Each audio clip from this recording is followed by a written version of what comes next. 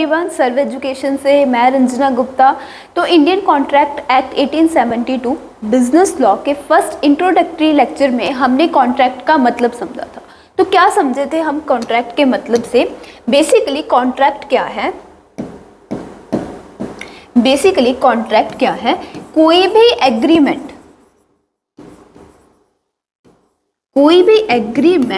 जब वो enforceable by law होगा, कोई भी एग्रीमेंट जब लॉ द्वारा इन्फोर्सिएबल होगा तो उसे हम क्या कहेंगे? कॉन्ट्रैक्ट कहेंगे।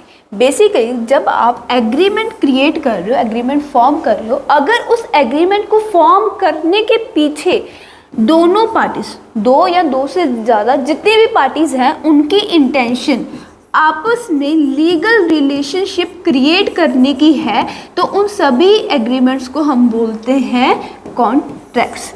अगर एग्रीमेंट क्रिएट करने के पीछे आपकी इंटेंशन लीगल रिलेशनशिप क्रिएट करने की नहीं है तो उन एग्रीमेंट्स को हम कॉन्ट्रैक्ट नहीं कहेंगे। इसे हम समझेंगे जो लास्ट लेक्चर में हमने एग्जाम्पल डिस्कस की थी, चिंटू और उसके पापा की एग्जाम्पल।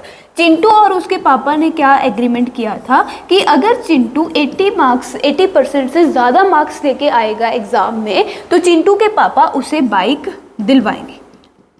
अब जब इन्होंने ये एग्रीमेंट फॉर्म किया है, तब इस एग्रीमेंट को फॉर्म करने के पीछे इनकी इंटेंशन लीगल रिलेशनशिप क्रिएट करने की नहीं थी। लीगल रिलेशनशिप क्रिएट करने का क्या मतलब है कि अगर दोनों में से कोई एक भी पार्टी अपनी ऑब्लिगेशन पूरी नहीं करेगी तो दूसरी पार्टी उसे सू करके, यानी कि उस पार्टी पे केस करके उसे अपनी ऑब्लिगेशन पूरी करने के लिए बोल सकती है। तो जब इन दोनों ने आपस में एग्रीमेंट किया था तो इनकी इंटेंशन लीगल रिलेशनशिप क्रिएट करने की नहीं थी, इसीलिए इनके बीच में जो एग्रीमेंट हुआ है उसे हम कॉन्ट्रैक्ट नहीं कहेंगे, बल्कि उसे हम कहेंगे सोशल एग्रीमेंट या फिर डोमेस्टिक एग्रीमेंट।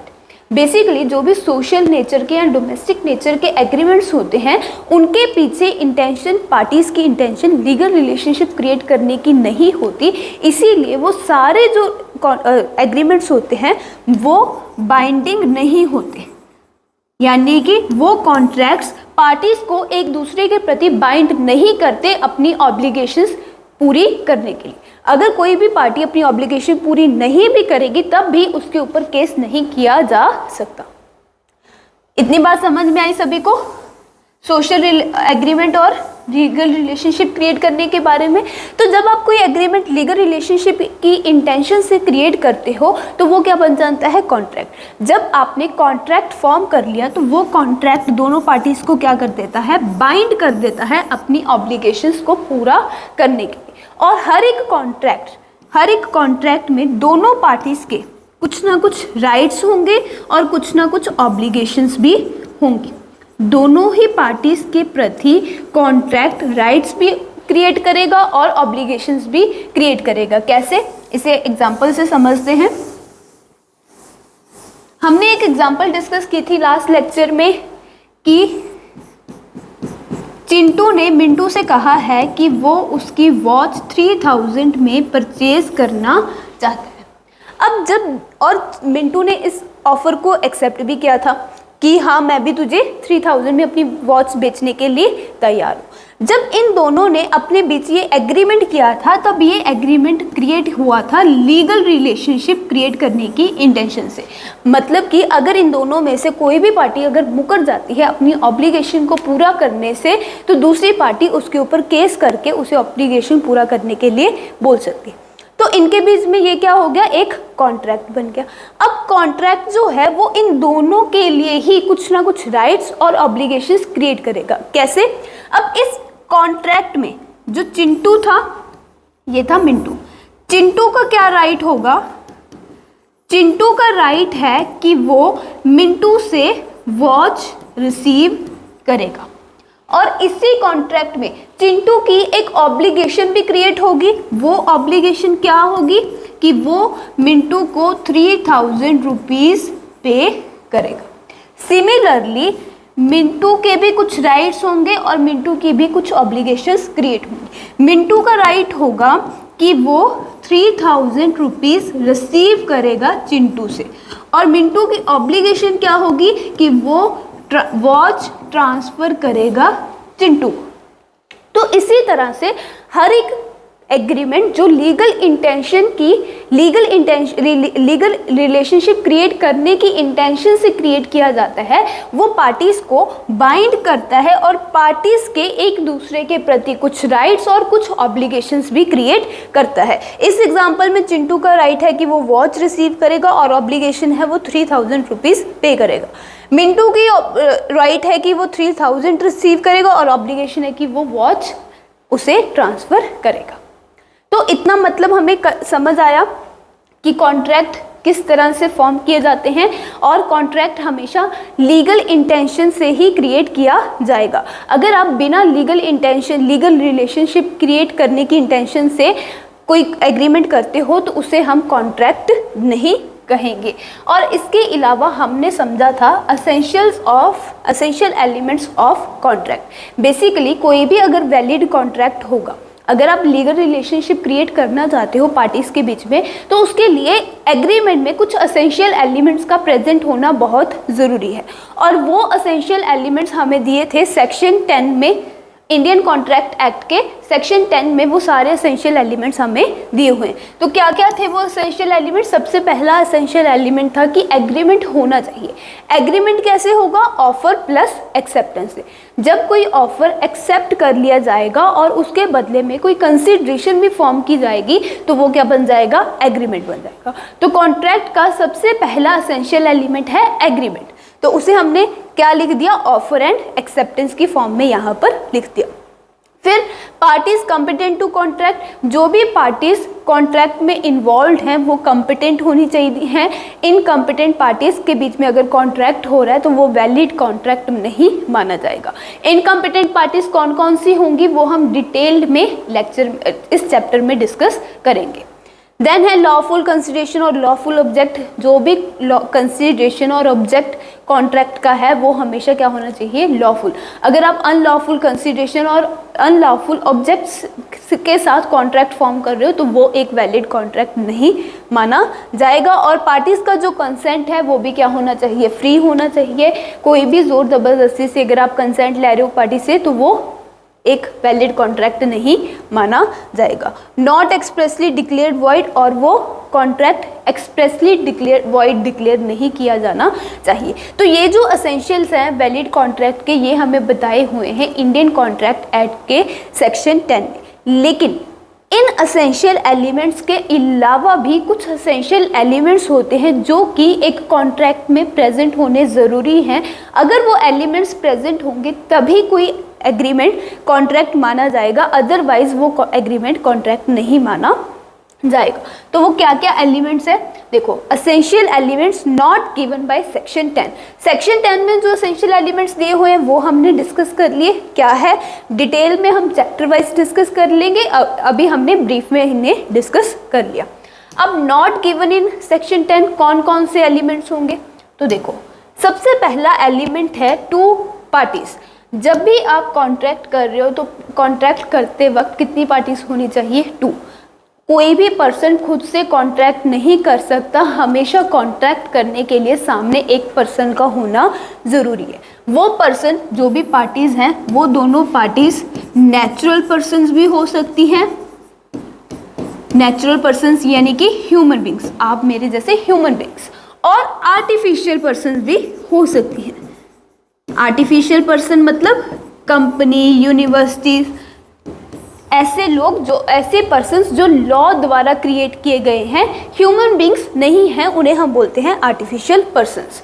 तो सबसे पहला असेंशियल एलिमेंट क्या हुआ वैलिड कॉन्ट्रैक्ट का? कि 2 पार्टीज होनी चाहिए, यानी कि 2 पर्सन्स के बीच में कॉन्ट्रैक्ट होना चाहिए, कम से कम 2 पर्सन्स, 2 से ज़्यादा भी हो सकते हैं। और जो 2 पार्टीज एग्रीमेंट में इन्वॉल्व होंगी वो नेचुरल पर्सन्स या फिर आर्टिफिशियल पर्सन्स हो सकते हैं। मतलब कि कोई भी पर्सन होगा लेकिन कम से कम 2 पर्सन्स के बीच में ही एग्रीमेंट होगा, तभी वो वैलिड माना जाएगा। तो ये फर्स्ट एसेंशियल था। Second essential, intention to create legal relationship. ये बात हमने अभी डिस्कस की है कि कोई भी एग्रीमेंट कॉन्ट्रैक्ट कब बनता है, जब वो एग्रीमेंट क्रिएट करते वक्त पार्टीज की इंटेंशन लीगल रिलेशनशिप क्रिएट करने की है, तभी वो तभी वो एग्रीमेंट कॉन्ट्रैक्ट बनेगा। अदरवाइज उस एग्रीमेंट को हम कॉन्ट्रैक्ट नहीं कहेंगे जिसमें पार्टीज की इंटेंशन लीगल रिलेशनशिप क्रिएट करने की नहीं थी। तो ये हुआ हमारा second essential element. Third essential element क्या है, other formalities to be complied with in certain cases. देखो वैसे तो कॉन्ट्रैक्ट जो है वो आप रिटर्न और ऑरल किसी भी फॉर्म में कर सकते हो, वो वैलिड माना जाएगा। लेकिन कुछ केसेस, कुछ तरह के कॉन्ट्रैक्ट्स ऐसे हैं जिनमें लीगली ये कहा गया है कि रिटर्न कॉन्ट्रैक्ट ही वैलिड माना जाएगा। जैसे कि इंश्योरेंस के केस में अगर आप किसी के साथ इंश्योरेंस का कॉन्ट्रैक्ट फॉर्म कर रहे हो तो इंश्योरेंस कॉन्ट्रैक्ट फॉर्म करते वक्त आपको रिटन कॉन्ट्रैक्ट ही करना पड़ेगा। अगर आप ऑरल कॉन्ट्रैक्ट करते हो तो वो वैलिड नहीं माना जाएगा। तो ये पॉइंट हमें क्या कह रहा है कि जब आप कॉन्ट्रैक्ट फॉर्म कर रहे हो और उस कॉन्ट्रैक्ट को फॉर्म करते वक्त अगर कुछ और भी लीगल फॉर्मेलिटीज़ हैं जो कि लॉ में हमें बताई गई हैं, वो भी आपको फुलफिल करनी पड़ेंगी, तभी वो वैलिड कॉन्ट्रैक्ट माना जाएगा। अगर आप वो उन लीगल फॉर्मेलिटीज़ को फुलफिल नहीं करते तो वो एक लीगल वैलिड कॉन्ट्रैक्ट नहीं माना जाएगा। तो ये पॉइंट क्लियर हुआ कि सारी फॉर्मेलिटीज़ जो भी किसी कॉन्ट्रैक्ट को फॉर्म करने के लिए हमें बताई गई हैं वो सारी की सारी आपको फुलफिल करनी पड़ेगी। नेक्स्ट पॉइंट है सर्टेनिटी ऑफ मीनिंग। अब सर्टेनिटी ऑफ मीनिंग का क्या मतलब है, जो भी पार्टीज एग्रीमेंट कर रही हैं, एग्रीमेंट का मीनिंग क्या होना चाहिए, सर्टेन होना चाहिए, मतलब कि क्लियर होना चाहिए। अनडिफाइंड, वेग, अनसर्टेन, इस तरह के कॉन्ट्रैक्ट्स, इस तरह के एग्रीमेंट्स को वैलिड कॉन्ट्रैक्ट नहीं माना जाएगा। अब इसको एक एग्जांपल से समझते हैं। फॉर एग्जांपल कि राम ने शाम से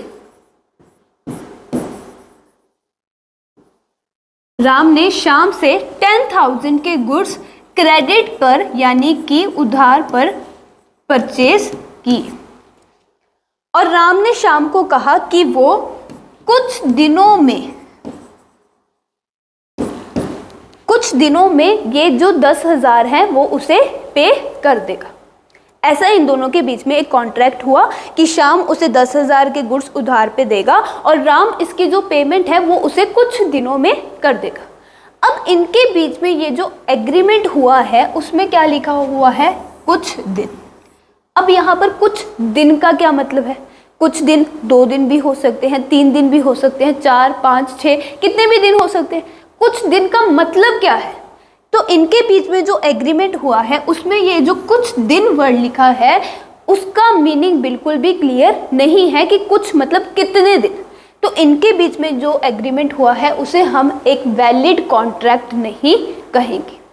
वैलिड कॉन्ट्रैक्ट कौन सा होगा, जिसमें हर एक चीज़ क्या है, बिल्कुल क्लियर है, कोई भी चीज़ अनक्लियर नहीं है, अनडिफाइंड नहीं है, उसे ही हम एक वैलिड कॉन्ट्रैक्ट कहेंगे। जिस एग्रीमेंट में कुछ अनक्लियर चीज़ें हैं उसे हम एक वैलिड कॉन्ट्रैक्ट नहीं कहेंगे।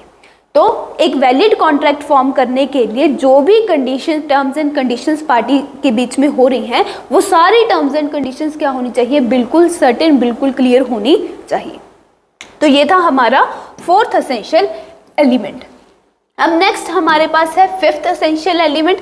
क्या है, possibility of performance of agreement. जो भी आप ऑब्लिगेशन क्रिएट कर रहे हो एक दूसरे के प्रति एग्रीमेंट में, वो ऑब्लिगेशन, उस ऑब्लिगेशन की जो परफॉर्मेंस है वो क्या होनी चाहिए, पॉसिबल होनी चाहिए कि दोनों पार्टीज वो ऑब्लिगेशन परफॉर्म कर सके। इस तरह की ऑब्लिगेशन ही क्रिएट होनी चाहिए किसी कॉन्ट्रैक्ट में। अगर आप कोई ऐसी ऑब्लिगेशन क्रिएट कर रहे हो जो कि परफॉर्म करनी ही इम्पॉसिबल है तो उस तरह के कॉन्ट्रैक्ट को हम वैलिड कॉन्ट्रैक्ट नहीं कहेंगे। फॉर एग्जाम्पल कि ए ने बी से कहा कि वो उसके मरे हुए पिता को जिंदा कर देगा अगर बी ए को 5,000 रुपीज़ देगा। तो ए ने कहा कि वो उसके मरे हुए फादर को जिंदा कर देगा अगर बी उसे 5,000 रुपीज़ देगा। तो अब ये जो इन दोनों के बीच में कॉन्ट्रैक्ट हुआ है इसमें ए के पार्ट की जो ऑब्लिगेशन है कि वो जादू से उसके पापा को जिंदा कर देगा, वो इम्पॉसिबल टू परफॉर्म है, वो पॉसिबल ही नहीं है परफॉर्म करने की। तो इस कंडीशन में इनके बीच में जो कॉन्ट्रैक्ट हुआ है उसे हम वैलिड कॉन्ट्रैक्ट नहीं कहेंगे, क्योंकि यहाँ पर एक जो पार्टी है उसकी ऑब्लिगेशन क्या है, इम्पॉसिबल टू परफॉर्म है। अगर आप ऐसा कॉन्ट्रैक्ट कर रहे हो जिसमें किसी एक भी पार्टी की परफॉर्मेंस इम्पॉसिबल है तो वो भी क्या हो जाएगा, एक इनवैलिड कॉन्ट्रैक्ट माना जाएगा। तो ये कुछ एसेंशियल एलिमेंट्स थे हमारे पास जो कि हमें सेक्शन 10 में नहीं बताए गए, लेकिन अगर आपको किसी कॉन्ट्रैक्ट को वैलिड कॉन्ट्रैक्ट कहना है तो उस कॉन्ट्रैक्ट में ये सारे एसेंशियल एलिमेंट्स भी होने चाहिए। तो एक वैलिड कॉन्ट्रैक्ट फॉर्म करने के लिए हमारे पास क्या क्या एसेंशियल्स हैं, तो हमारे पास ये सारे एसेंशियल्स हैं।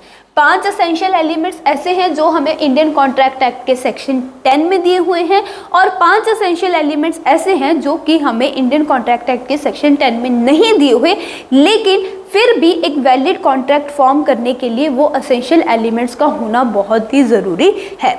तो क्या क्या है सेक्शन 10 के अकॉर्डिंग, क्या क्या एसेंशियल एलिमेंट्स है? सबसे पहले ऑफर एंड एक्सेप्टेंस, फिर parties competent to contract, then है lawful consideration and lawful object, free consent of parties and not expressly declared void. ये सारे जो हैं हम डिटेल में इनके चैप्टर्स में डिस्कस करेंगे। ये हमने डिटेल में डिस्कस कर ही लिए जो कि हमें सेक्शन 10 में नहीं दिए हुए। क्या क्या है? 2 पार्टीज, हमेशा कॉन्ट्रैक्ट कम से कम 2 पार्टीज के बीच में होगा, कोई भी पर्सन खुद से कॉन्ट्रैक्ट नहीं कर सकता। पार्टीज नेचुरल पर्सन और आर्टिफिशियल पर्सन कोई भी हो सकती है। लीगल इंटेंशन, पार्टीज की इंटेंशन कॉन्ट्रैक्ट करते वक्त एक दूसरे के प्रति लीगल रिलेशन क्रिएट करने की होनी चाहिए। विदाउट लीगल रिलेशन अगर आप कोई कॉन्ट्रैक्ट एग्रीमेंट करते हो तो उसे हम वैलिड कॉन्ट्रैक्ट नहीं कहेंगे। फिर फुलफिलमेंट ऑफ लीगल फॉर्मेलिटी, कि सारी लीगल फॉर्मेलिटीज़ जो भी किसी स्पेसिफिकली कॉन्ट्रैक्ट को करने के लिए आपको परफॉर्म करनी पड़ेंगी, वो सारी की सारी लीगल फॉर्मेलिटीज़ भी पूरी होनी चाहिए। अगर आप उन लीगल फॉर्मेलिटीज़ को पूरा नहीं करते तब भी वो एक वैलिड कॉन्ट्रैक्ट नहीं माना जाएगा। फिर सर्टेनिटी ऑफ मीनिंग, जो भी एग्रीमेंट का मीनिंग है वो सर्टेन बिल्कुल क्लियर होना चाहिए। अगर उसमें कुछ भी अनक्लियर चीज़ है तब भी वो एक वैलिड कॉन्ट्रैक्ट नहीं माना जाएगा। फिर पॉसिबिलिटी ऑफ परफॉर्मेंस, कॉन्ट्रैक्ट में जो भी ऑब्लिगेशंस क्रिएट हो रही है एक दूसरे पार्टी के प्रति वो क्या होनी चाहिए, पॉसिबल होनी चाहिए। अगर इम्पॉसिबल परफॉर्मेंस है किसी भी पार्टी की ऑब्लिगेशन तो भी उसे हम वैलिड कॉन्ट्रैक्ट नहीं कहेंगे।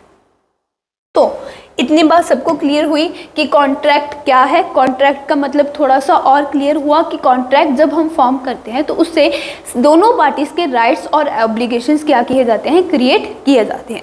दोनों ही पार्टीज़ का कुछ ना कुछ राइट होगा और दोनों ही पार्टीज़ की ऑब्लिगेशंस भी क्रिएट होंगी जो कि उन्हें एक दूसरे के प्रति परफॉर्म करनी पड़ेंगी। अगर कोई भी पार्टी अपनी ऑब्लिगेशन पूरी नहीं करती तो हम क्या कर सकते हैं, लॉ की हेल्प ले सकते हैं ताकि वो अपनी ऑब्लिगेशन को पूरी करें। और असेंशियल एक वैलिड कॉन्ट्रैक्ट फॉर्म करने के लिए क्या क्या असेंशियल्स होने चाहिए वो भी हमें पता चल गया। सेक्शन 10 में कौन से असेंशियल एलिमेंट्स दिए गए हैं वो भी हमें पता चल गया। और सेक्शन 10 में जो असेंशियल एलिमेंट्स नहीं दिए गए लेकिन फिर भी वो असेंशियल हैं वो भी हमने डिस्कस कर लिया। तो आई होप कि आपको कॉन्ट्रैक्ट का मीनिंग और समझ आया होगा और कॉन्ट्रैक्ट के जो असेंशियल एलिमेंट्स हैं वो भी अच्छे से क्लियर हुए होंगे। अगर इनमें इस लेक्चर में से या फिर फर्स्ट लेक्चर में से आपको कोई भी डाउट है, कोई भी क्वेरी है तो आप हमें कमेंट सेक्शन में अपनी क्वेरी ड्रॉप कर सकते हो या फिर डिस्क्रिप्शन में मेंशन अकाउंट्स के थ्रू भी आप हमें अपनी क्वेरी पूछ सकते हो। थैंक यू सो मच, मिलेंगे नेक्स्ट लेक्चर में। Have a good day.